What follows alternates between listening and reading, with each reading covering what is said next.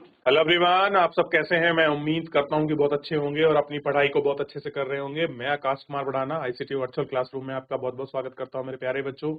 जैसा आपको पता है मेरे प्यारे बच्चों, बेसिकली हमारी आपका 10th क्लास है और 10th क्लास में हम लोग देख रहे हैं इकोनॉमिक्स और हमारा चल रहा है पहला चैप्टर। रिवीजन के दौर में है। विकास को हम लोग पढ़ चुके हैं। डेवलपमेंट क्या है, किस तरह को आप डेवलपमेंट की श्रेणी में देखते हैं, किसको आप डेवलप मानते हैं कि एक के लिए विकास और दूसरे के लिए सर्वनाश भी आपका डेवलपमेंट हो सकता है। इन सभी विषय को हम लोग गौर कर बहुत अच्छे से देख चुके हैं और बहुत सारे देशों की हमने आपस में कंपेरिजन कर लिया था। लिटरेसी को भी हम लोग इसमें देख चुके थे, बिहार वाली को, ठीक है। और आज हम पढ़ेंगे सुविधाओं का जो अभाव है, उसी पर हम लोग अपनी चीजों को देखेंगे और चैप्टर की शुरू हम लोग करेंगे और इसी चैप्टर हमारा खत्म हो जाएगा। तो हम लोग कहाँ पहुंचेंगे? जन सुविधा।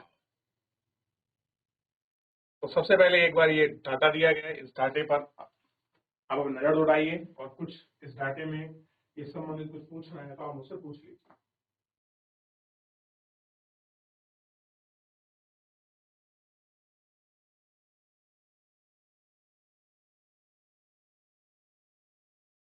देख लिया? चलिए आगे बढ़ते हैं। अब हम देखते हैं सार्वजनिक सुविधाओं की हम लोग बात करेंगे। बेसिकली कि आपका सार्वजनिक सुविधाएं क्या हैं, कैसे आप उनको देखते हैं और कैसे उन पर आपका बात करते हैं। इन सारी सुविधाओं को हम लोग गौर करके अच्छे से देख लेंगे और इस पर बात करेंगे। चलिए, कोई बच्चा है जो माइक लेकर आपका चैप्टर को पढ़ेगा? कोई भी बच्चा? चलिए चलिए, कह रहे ऐसा क्यों है? कह रहे हैं कि हरियाणा में औसत व्यक्ति आय केरल की औसत व्यक्ति आय से अधिक है। तो केरल और हरियाणा की एवरेज आय को देखेंगे तो हमें पता लगेगा हरियाणा की एवरेज आय कैसी थी, ज्यादा। और कह रहे हैं इसके पीछे का कारण है कि यह आवश्यक नहीं है कि जब जेब में रखा रुपया वस्तुओं और आपकी सेवा खरीद सकते हैं जिनकी अपेक्षा एक बेहतर जीवन के लिए आवश्यक हो सकती है। नागरिक कितनी भौतिक वस्तुएं और सेवा का प्रयोग कर सकते हैं, इसके लिए आय अपने आप में संपूर्ण रूप से पर्याप्त सूचक नहीं है। उदाहरण के लिए सामान्यतः आप द्रव आपके लिए प्रदूषण मुक्त वातावरण नहीं करता। कह रहे जो आपको अगर आपको फ्री आपको पोल्यूशन फ्री वो इन्वायरमेंट चाहिए तो क्या है, बिना मिलावट दवाई आपको नहीं दिला सकता। आप ऐसे समुदाय में जाकर नहीं रह सकते जहां सुविधा पहले की उपलब्ध हो और जिनमें आपको संक्रमित बीमारियां से नहीं बचा सकते जब तक आपको पूरी तरह से इन्हें बचाव के लिए कदम ना उठाया गया। वास्तव में जीवन में बहुत सी ऐसी चीजें हैं जिसके लिए सबसे अच्छा और सबसे सस्ता तरीका है। यानी बहुत सारी चीजें हैं जिन्हें आप अच्छे से गौर करके देखोगे। वस्तु और सेवा का सामूहिक रूप उपलब्ध कराना चाहिए। किसी स्थान इलाके के लिए सामूहिक सुरक्षा प्रदान करना आपका अधिक सस्ता है। हर घर के लिए अलग अलग सुरक्षा गार्ड रखना क्या आप करते हैं? आपके गांव या आपके इलाके के अतिरिक्त कोई पढ़ने लिखने में या रुचि है तो शायद आप नहीं। आप तुम्हारे माता पिता और निजी स्कूल में पढ़ने लिखने की क्षमता न रखते हो। आप इसलिए पढ़ रहे हैं कि क्योंकि बहुत से अन्य बच्चों को आप पढ़ाना चाहते हैं। आप इसलिए पढ़ रहे हैं क्योंकि आपकी थ्योरी के बच्चे पढ़े। और बहुत से लोग मानते हैं कि सरकार स्कूल खोलना चाहती है और अन्य प्रकार की सुविधा करना चाहती है, सभी बच्चों को पढ़ाने के अवसर मिले।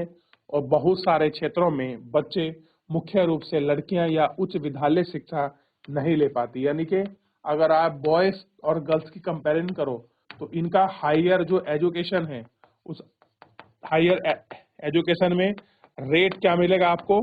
कम मिलेगा। किसका? जो हमारी गर्ल्स हैं वहां उनका रेट आपको कम देखने के लिए मिलेगा। ज्यादा रेट किसका मिलेगा? तो जो बॉयज हैं, वो बॉयज का जो रेट है वो कैसा है आपका? ज्यादा है। किसमें? आपका जो हायर है स्कूलिंग है, जैसे कॉलेज वगैरह में आपका वहां रेट किसको ज्यादा मिला देखने के लिए? गर्ल्स और बॉयज के कंपैरिजन में गर्ल्स को कम प्रेफरेंस मिलता है, बॉयज को ज्यादा प्रेफरेंस मिलता है। ये आपके सामने एक डाटा है, आप इसको देखिए, फिर और बहुत सारी चीजें हैं जो इसमें पढ़ेंगे और समझेंगे।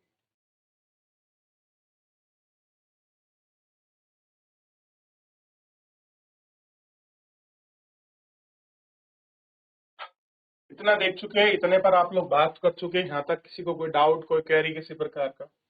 चलिए आगे बढ़ जाए। अब कह रहे हैं केरल की मृत्यु दर कम है। जो आपका केरल है, अगर आप इसकी डेथ रेट देखोगे, वो कैसी है, आपको रेट कम मिलेगी, आपको कम है। यहाँ स्वास्थ्य और शिक्षा के मौलिक सुविधा पर्याप्त है, उपलब्ध है, और कुछ राज्यों में सार्वजनिक वितरण प्रणाली, हम जिसको क्या कहते हैं, PDS सिस्टम, ठीक उसी प्रकार करती है। ऐसे लोगों के स्वास्थ्य और पोषण के स्तर निश्चित रूप से बेहतर होते हैं। कैसे होते हैं? निश्चित रूप से बेहतर होते हैं। आइए इन पर विचार करें। अच्छा, अगर आप बात कर रहे हैं केरल की, तो जो आपका केरल है, इस केरल में एजुकेशन को लेकर, किसे लेकर? एजुकेशन को, का जो रेट है वो पूरे इंडिया में कैसा है? सबसे आपका हाईएस्ट रेट आपको मिलेगा। 98% अप्रोक्सीमेट यहाँ पर क्या है, लिटरेसी आपको देखने के लिए मिलेगी। तो बहुत अच्छा है, हेल्थ वेल्थ के मामले में बहुत अच्छा है। अब देखिए उत्तर प्रदेश के ग्रामीण में शैक्षणिक उपलब्धता है, ये देखिए कितना इसमें दिखाया गया है कि ग्रामीण जनसंख्या की जो आपका लिटरेसी रेट है, ठीक, लिटरेसी रेट यहाँ देखेंगे, पुरुष में 76%, महिला में 54%। 10 से 14 साल के जो ग्रामीण बच्चों में पुरुष 90%, महिला 87%। 14 साल से ऊपर वाले में यहाँ दिखाया गया है एवरेज 84 और 82, यानी कि कुल मिलाकर एक ठीक एवरेज हो सकता है, लेकिन थोड़ा सा लिटरेसी रेट में पॉपुलेशन में ओवरऑल जो साक्षरता है महिलाओं की कम है। ये कितनी है? 54% है, जबकि ये कम से कम 85 के नियरेस्ट होनी चाहिए, 80 अबव एटलीस्ट होनी चाहिए। ठीक, ये इसकी बात कर रहा है कि 80 अबव होनी चाहिए।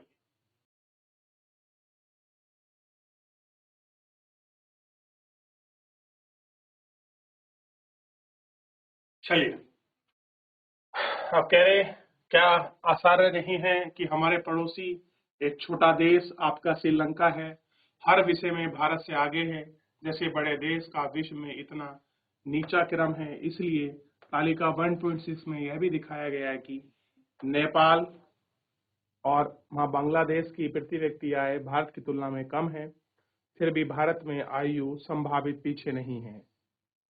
HDI के आपके परिकल्पना के लिए बहुत सुधार सुझाव दिए गए हैं, और मानव विकास रिपोर्ट में एक नया घटक जोड़ा गया है।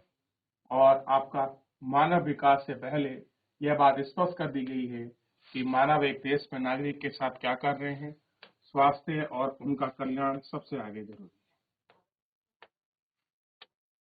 क्या आप सोचते हैं कि मानव विकास को कुछ पहलू हैं और उस पर आपका विचार करें?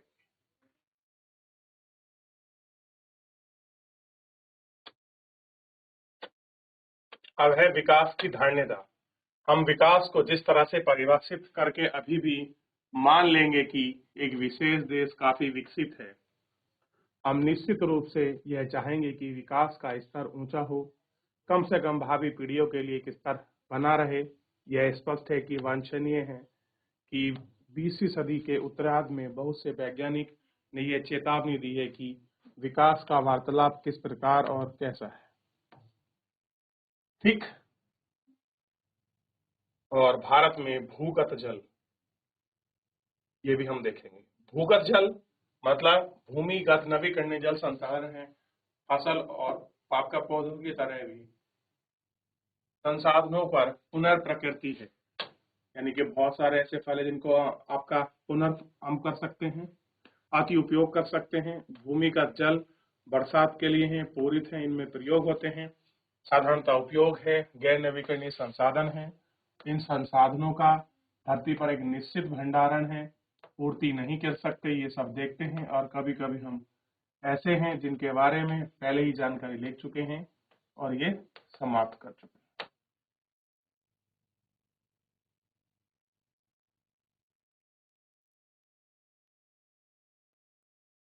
देख लिया।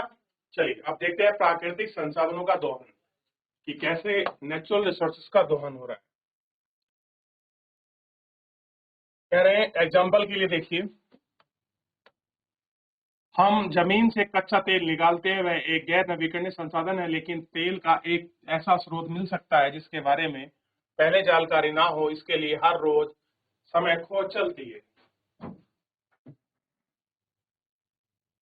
प्राकृतिक संसाधनों का दोहन अब हमको देखना है। देश भंडार 1000 मिलियन में और चल रही अवधि, तो मध्य पूर्व इतना टन 70 वर्षों से चल रहा है। यूएस में इतने आपका 1000 मिलियन बैटल है और 10.5 साल से खुदान है। विश्व में ये रेट है और टोटल ये कंडीशंस है। देखिए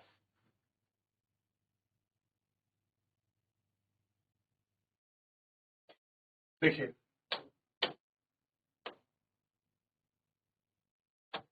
यह तालिका कच्चे तेल के भंडार के अनुमान को दर्शाती है।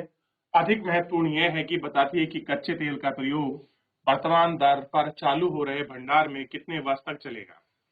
ठीक है, यहाँ 70 सालों तक, यहाँ इतने साल तक, और यहाँ इतने सालों तक रेट दिखा रहा है।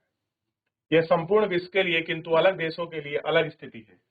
भंडार केवल 50 वर्षों में ही समाप्त हो जाएगा। भारत जैसे आयात करने पर निर्भर है, इनके पास तेल के भंडार नहीं होंगे, तेल की कीमतें बढ़ेंगी, वे प्रत्येक भंडार भारी पड़ता चल जाएगा। संयुक्त राज्य अमेरिका के कुछ क्षेत्रों में जिनके पास भंडार कम तो है, लेकिन सैन्य और आर्थिक द्वारा उन्हें पतन चाहते हैं।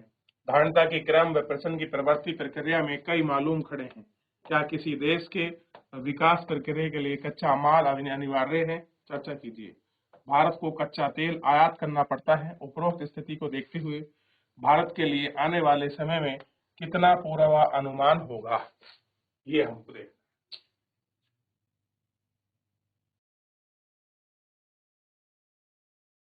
चलिए हो गया। अरे पर्यावरण में गिरावट के लिए परिवहन राष्ट्रीय और राज्य सीमा ख्याल नहीं करते कि एक देश या देश में विषय आ नहीं आया है। हम सबका भविष्य परस्पर जुड़ा हुआ है। विकास की धारणता तुलना के हम नया क्षेत्र है जिसमें हम वैज्ञानिक, आर्थिक, दार्शनिक और अन्य सामाजिक वैज्ञानिक मिले जुले काम कर रहे हैं। विकास या प्रगति पर हमेशा प्रश्न चलने वाला है कि व्यक्तिगत स्तर पर और समाज का सदस्य होने के नाते हर प्रश्न पूछने की आवश्यकता है। वह कहाँ जाता है, वह हम क्या बनना चाहता है, हमारे लक्ष्य क्या है, इन सभी चीजों पर आपकी उसकी बहस चल रही है। ठीक, ये हमने इसमें देख लिया कि कहाँ उसका डिस्कशन पॉइंट है, किस चीज को लेकर चल रहा है, ये आपका दिखाया गया।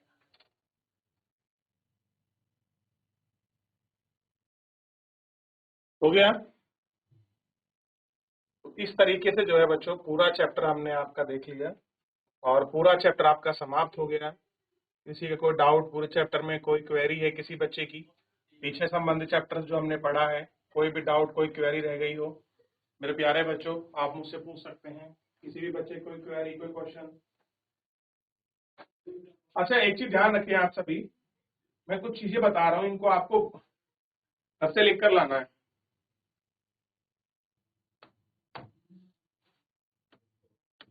जैसे नंबर 1 है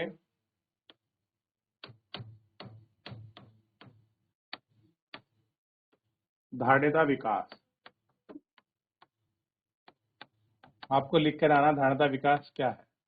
ज्यादा नहीं, आप 50 या ऑब्लिक 100 शब्दों में लिखिए। ठीक है, कितने शब्दों में करिए। एक लिखिएगा औसत आय, इसको भी सेम इतने शब्दों में लिखिएगा। और तीसरा लिखिएगा शिशु मृत्यु दर, शिशु मृत्यु दर। और एक लिखिएगा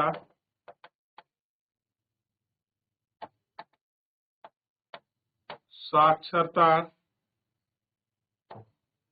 वेर।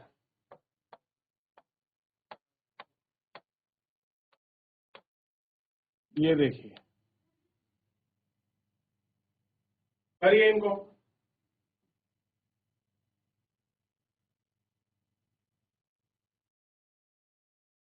चलिए, तो एक बार घर जाकर अच्छे से देख के आइए, कोई डाउट कोई क्वेरी रहेगा हम लोग नेक्स्ट लेक्चर में ले लेंगे। तो एक बार पूरा अच्छे से पढ़िए चैप्टर को, रिवीजन करिए। देखिए रिवीजन का दौर है, आप चीजें को आप क्वेश्चन पुट अप करेंगे तो ही हम एक अच्छे समाधान पहुंचेंगे। फिलहाल आज के लिए इतना ही, धन्यवाद।